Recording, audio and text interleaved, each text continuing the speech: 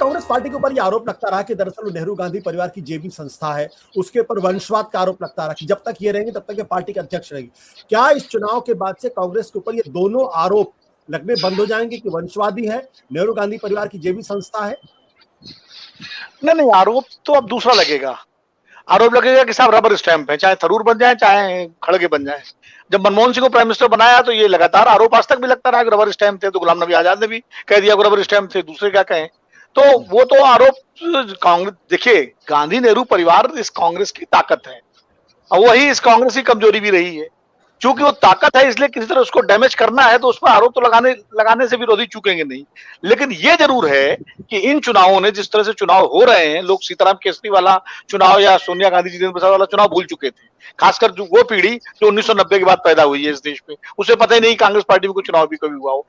तो उसके लिए ये एक सबक है और कांग्रेस पार्टी ने एक तरह से अपने आप को एक चैलेंज पोज किया है उसने दूसरे दलों के सामने कि देखो हमने चुनाव करवा दिए और हमने फ्री एंड फेयर चुनाव करवा दिए, बिना गांधी परिवार का कोई कैंडिडेट लड़े हमने चुनाव करवा दिया, अध्यक्ष कोई भी बने वो गैर गांधी होगा।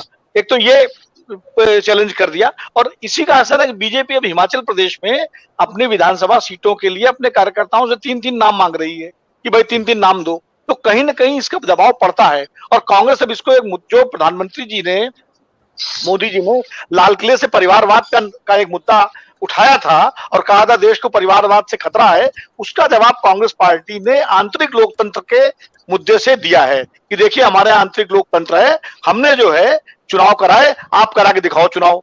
तो ये एक कांग्रेस पार्टी ने निश्चित रूप से एक नैरेटिव बनाया है। और मैं बार बार कहूंगा, पूर्णिमा जी विजन की बात कर रही है, विजन तो राहुल गांधी का है कि इतने दबाव के बावजूद उस व्यक्ति ने स्वीकार नहीं किया अध्यक्ष बनना और ये भी कहा कि मेरे परिवार का कोई नहीं बनेगा। तो विजन ये है कि उसने उस चैलेंज को एक्सेप्ट किया राहुल गांधी ने और आज कांग्रेस पार्टी को गैर गांधी अध्यक्ष मिलने जा रहा है।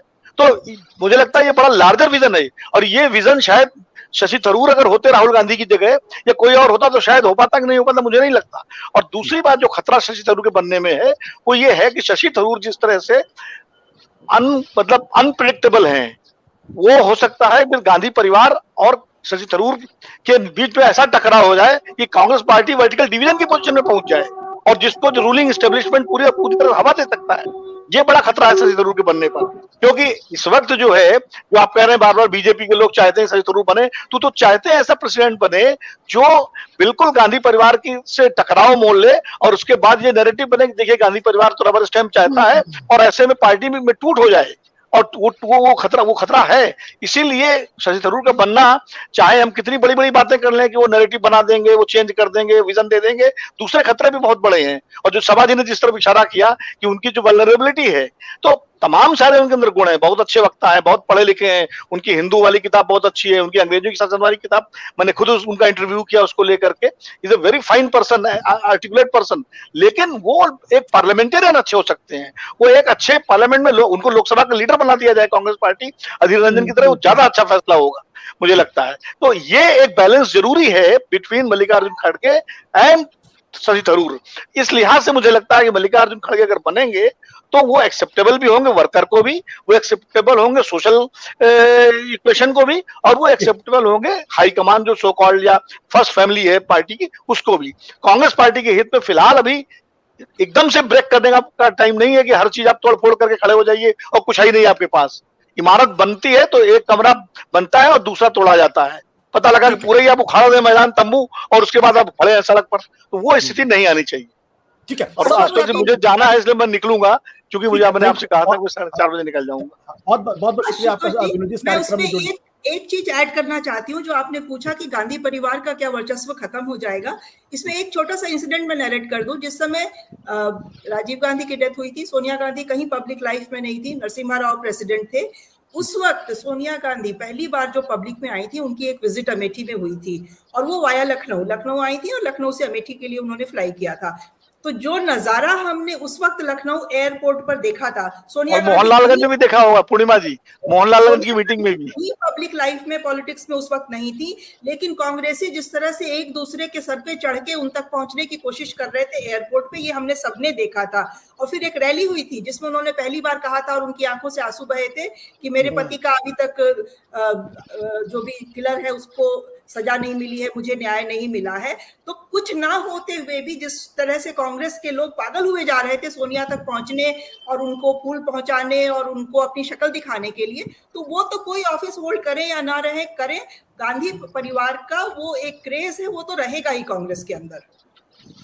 बिल्कुल। सभा, जिस कांग्रेस के बारे में कहा जा रहा था कांग्रेस में तो बदलाव संभव ही नहीं है, बदलाव हो ही नहीं रहा है, कांग्रेस तो मरी हुई पार्टी है, लेकिन पिछले 7-8 महीनों के अंदर अगर आप देखें तो कांग्रेस पार्टी के अंदर कुछ ना कुछ बदलाव दिख रहा है। क्या ये कांग्रेस पार्टी अब अपने आप को नए सिरे से इन्वेंट कर रही है, आपको लगता है? और ये डिसाइसिव इन्वेंशन होगा? आशुतोष, जरूर कोशिश तो बहुत हो रही है और बिल्कुल अच्छी कोशिशें हो रही हैं। एक तो ये जो चुनाव हो गया और जो यात्रा राहुल गांधी निकाल रहे हैं, उसमें जो कह रहे हैं कि कांग्रेस की आइडियोलॉजिकल पोजीशन जिसके तरफ पूर्णिमा जी ने इशारा किया, वो भी साफ होती जा रही है। जो कंफ्यूजन था वो साफ कर रहे हैं उस यात्रा के थ्रू, और वो मुल्क को उस तरह की यात्रा की जरूरत है। लेकिन मैं नहीं ज्यादा उम्मीद करती हूँ कि इसका इलेक्टोरल रिजल्ट इमीडिएटली आएगा, लेकिन मोरल बूस्टिंग, अभी नागपुर में अच्छे खासे चुनाव हो गए लोकल लेवल पे कांग्रेस के लिए, चुनाव से हटके लेकिन सही चीजें हो रही हैं। लेकिन बीच में जैसे आपने राजस्थान का देखा, वो पूरा उठ के खड़ा हो गया। एक बहुत कंफ्यूजिंग सा मुद्दा खड़ा हुआ जब श्री अडानी जी वहां के मुख्यमंत्री के साथ उन्होंने इन्वेस्टमेंट ले लिए, और वो खास बिजनेसमैन है हमारे भाजपा के सिस्टम के, उन्होंने वो कुछ अजीब से सिग्नल्स भी आ रहे थे। लेकिन ओवरऑल जो कांग्रेस आज के दौर में कर रही है, अच्छा कर रही है कि बिल्कुल वो पैरालिसिस के बाद। एक और चीज, जो वंशवाद का सवाल है, ये खत्म नहीं होगा, लेकिन आप गौर करिए जो हमारे बीसीसीआई में अभी हुआ है कुछ पार्टीज ने उठाया भी है। वो डिबेट तो कभी खत्म नहीं हो रहा सभा, वो डिबेट कभी खत्म नहीं होगा नहीं है। मैं इसलिए कह रही हूँ क्योंकि आम चैनल नहीं करेंगे, तो हम कह देते हैं कि वहां हमारे गृह मंत्री के बेटे को तो टर्म मिल गया, वहां एक भाई को भी मिल गया, तो ये वंशवाद तो हर पार्टी में अब दिख रहा है।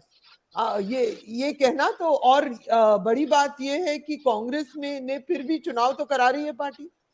मैं डिफेंस में नहीं बोल रही कांग्रेस की, लेकिन पूर्णिमा जी ये डिबेट हम लोग करते हैं, हम लोग बात करते हैं। आपको मेन स्ट्रीम चैनल कभी ओपिनियन आएगा क्या वंशवाद के बारे में भाजपा के अंदर, या टीवी चैनल में नहीं होगा, इसलिए मैंने कह दी ये बात।